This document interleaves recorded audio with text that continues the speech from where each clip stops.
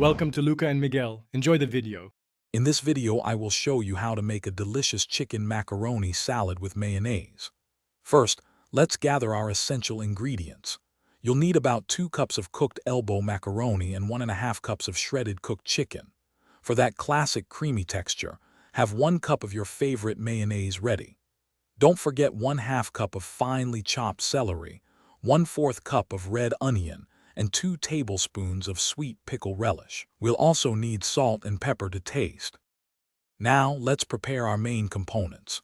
Begin by boiling 2 cups of elbow macaroni according to package directions until it's perfectly al dente, usually around 7 minutes. Drain it well and rinse with cold water to stop the cooking process and prevent sticking. Next, cook about 1 pound of chicken breast until it's tender, then shred it into bite-sized pieces. It's crucial that both your cooked macaroni and shredded chicken are completely cooled before mixing. With your ingredients prepped, it's time to bring everything together.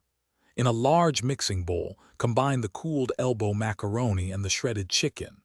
Now, add your finely chopped celery, red onion, and the sweet pickle relish.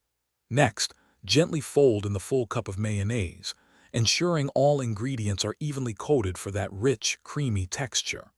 Finally, season your salad with about 1/2 teaspoon of salt and 1/4 teaspoon of black pepper, or adjust to your preference.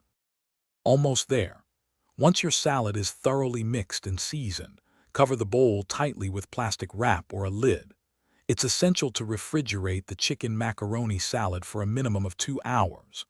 This chilling period is crucial as it allows all the wonderful flavors to meld and deepen, creating a more harmonious and delicious taste.